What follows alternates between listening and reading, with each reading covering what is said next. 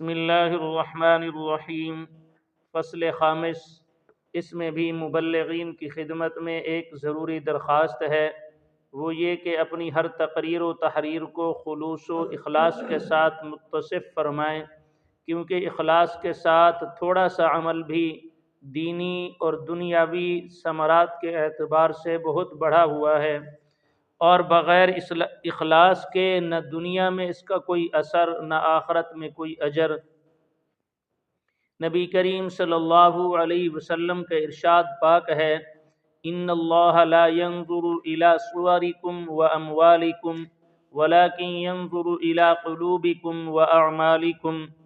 حق تعالی شانہ تمہاری صورتوں اور تمہارے مالوں کو نہیں دیکھتے، بلکہ تمہارے دلوں کو اور اعمال کو دیکھتے ہیں۔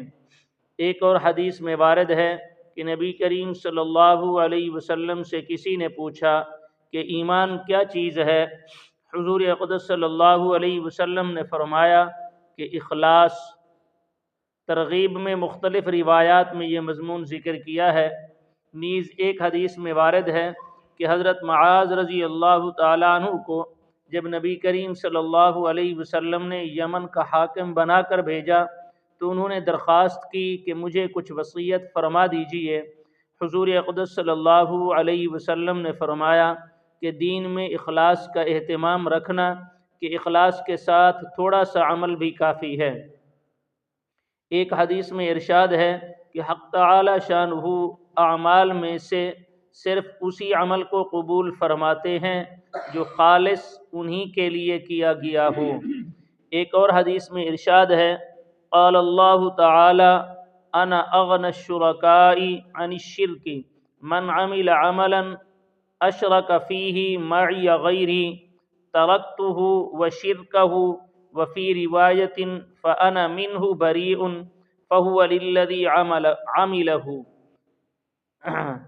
ترجمہ، حق سبحانہ و تقدس کا ارشاد ہے کہ میں سب شرکاء میں شرکت سے بہت زیادہ بے نیاز ہوں، یعنی دنیا کے شرکاء شرکت کے محتاج اور شرکت پر راضی ہوتے ہیں، اور میں خلاق علی الاطلاق ہوں، بے پرواہ ہوں، عبادت میں غیر کی شرکت سے بیزار ہوں۔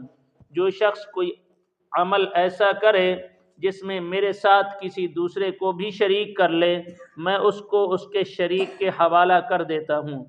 دوسری روایت میں ہے کہ میں اس سے بری ہو جاتا ہوں۔ ایک دوسری حدیث میں وارد ہے کہ قیامت کے دن میدان حشر میں ایک منادی بآواز بلند کہے گا کہ جس شخص نے کسی عمل میں دوسرے کو شریک کیا ہو وہ اس کا ثواب اور بدلہ اسی سے مانگے۔ اللہ تعالی سب شرکاء میں شرکت سے بہت زیادہ بے نیاز ہیں۔ ایک اور حدیث میں وارد ہے، من صلی یرائی فقد اشرک ومن صام یرائی فقد اشرک ومن تصدق یرائی فقد اشرک، او کما قال رسول اللہ صلی اللہ علیہ وسلم۔ جو شخص ریاکاری سے نماز پڑھتا ہے وہ مشرک ہو جاتا ہے، اور جو شخص ریاکاری سے روزہ رکھتا ہے وہ مشرک ہو جاتا ہے، جو شخص ریاکاری سے صدقہ دیتا ہے وہ مشرک ہو جاتا ہے۔ مشرک ہو جانے کا مطلب یہ ہے کہ وہ دوسرے لوگوں کو جن کے دکھلانے کے لیے یہ اعمال کیے ہیں اللہ جل شانہ کا شریک بنا لیتا ہے۔ اس حالت میں یہ اعمال اللہ تعالی کے لیے نہیں رہتے ہیں، بلکہ ان لوگوں کے لیے بن جاتے ہیں جن کو دکھلانے کے لیے کیے جاتے ہیں۔